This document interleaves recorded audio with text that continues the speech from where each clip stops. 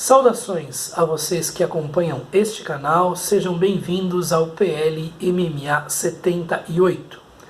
Dando prosseguimento à nossa série de leituras acompanhadas de comentário das meditações de Marco Aurélio, chegou o momento de nos debruçarmos sobre os capítulos 4º a 8º, ou entradas 4ª a 8ª, do livro 7º da obra do Imperador Filósofo, na tradução de Dona Virgínia de Castro e Almeida, tradução que está em domínio público. Como sempre, você poderá acompanhar a leitura que faremos ao longo dos próximos minutos, porque colocamos a transcrição do excerto lido e analisado na área de descrição do vídeo. Muito bem, aqui nas redondezas alguém escuta uma música muito alto, evidentemente não é nem a segunda nem a sexta sinfonias de Mahler, né? A ressurreição ou a sinfonia trágica, não é nem mesmo algo que eu consideraria de bom gosto da cultura pop, mas enfim, se por um acaso o som atrapalhar um pouco, saibam que são coisas que nós não controlamos. E se eu fosse escolher muito o momento em que fazer o PL MMA, eu estaria ainda no 6º ou 7º da série. Então vamos dar prosseguimento aqui à nossa leitura de Marco Aurélio, comentando o que for necessário. 4. Nos discursos, toma as palavras uma por uma, e nas ações cada esforço. Aqui, ver logo o fim almejado. Lá, vigiar o sentido dos termos. Aqui Marco Aurélio está chamando a atenção de si próprio para a prática da chamada prosoché, ou a atenção dos estoicos.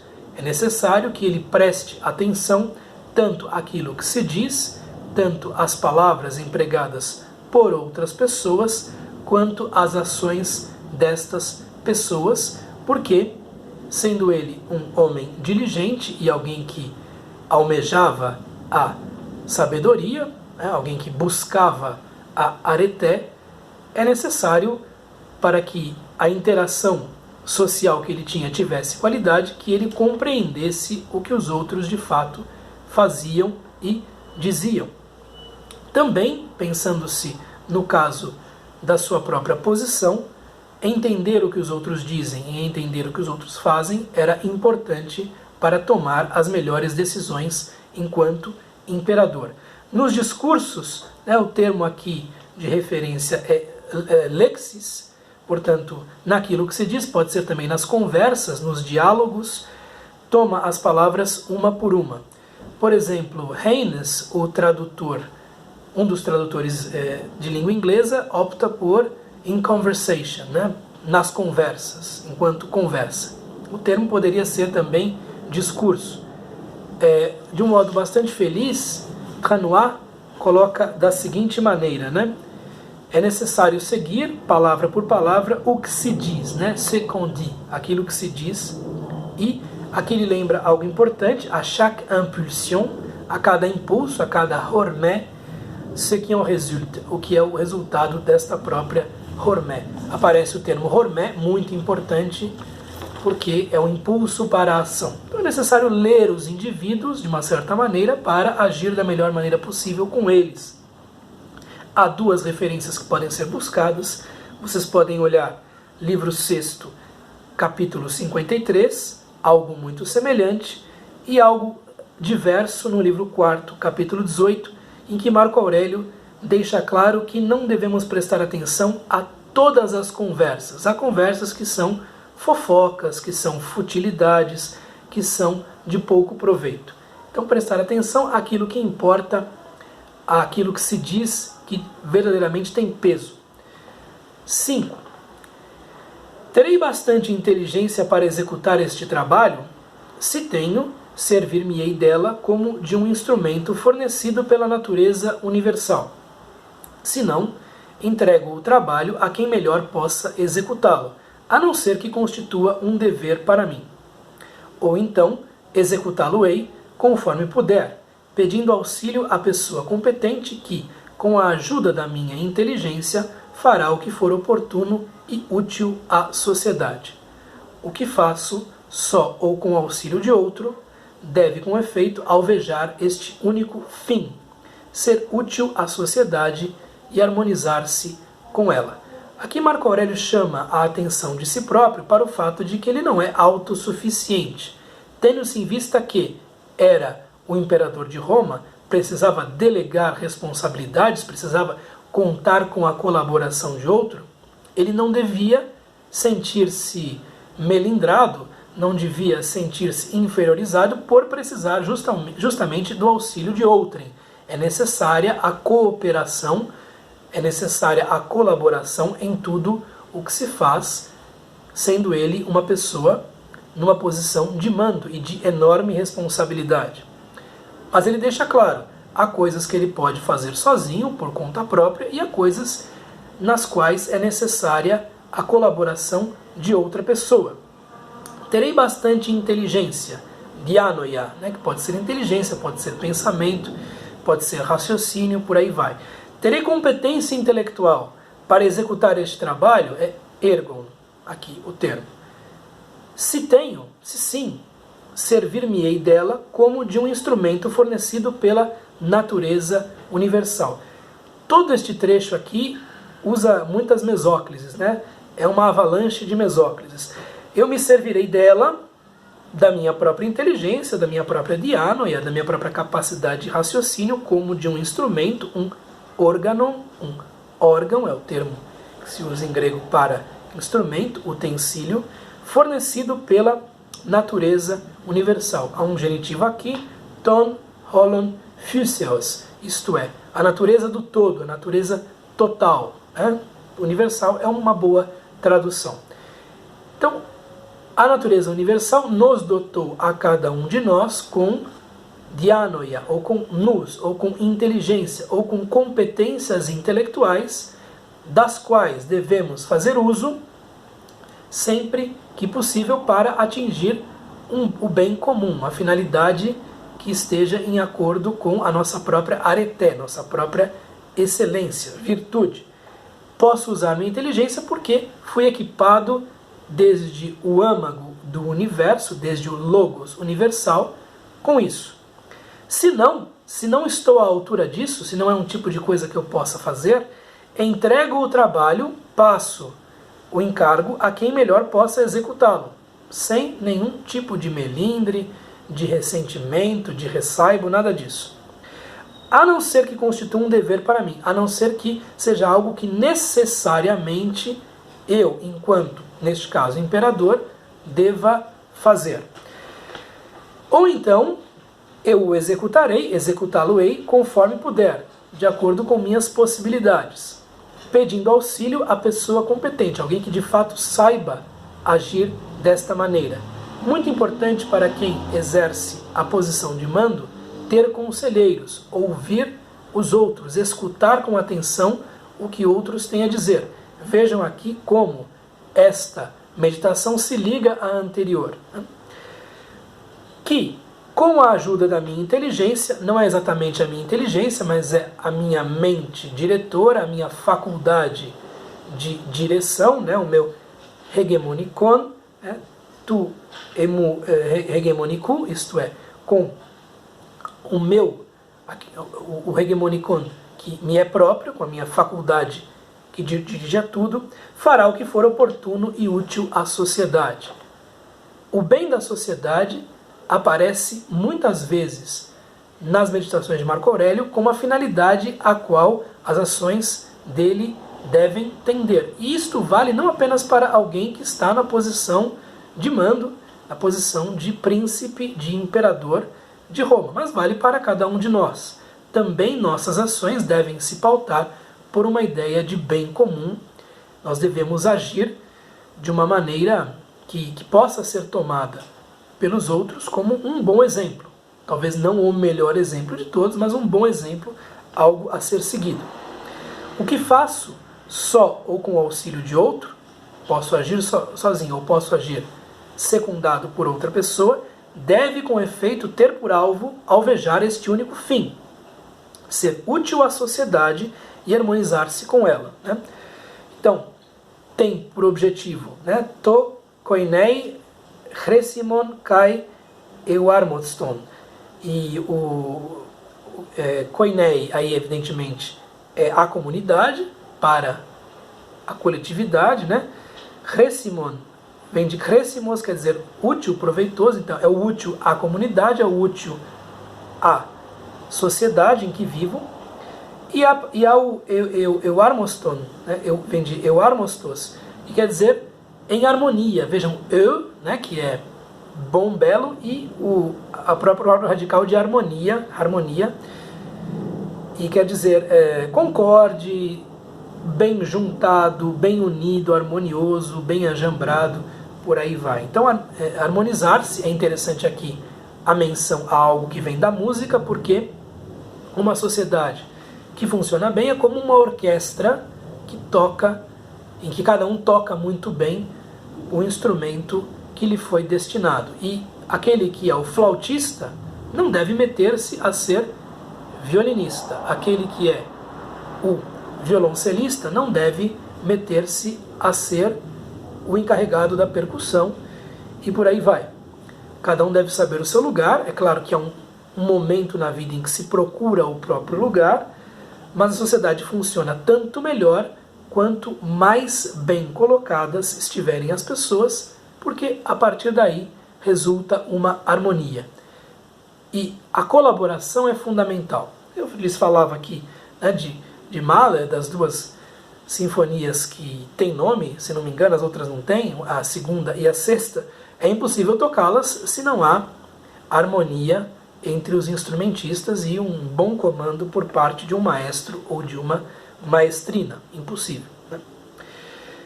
Várias destas meditações deste trecho do livro sétimo têm a ver com a necessidade de colaboração em busca do bem comum.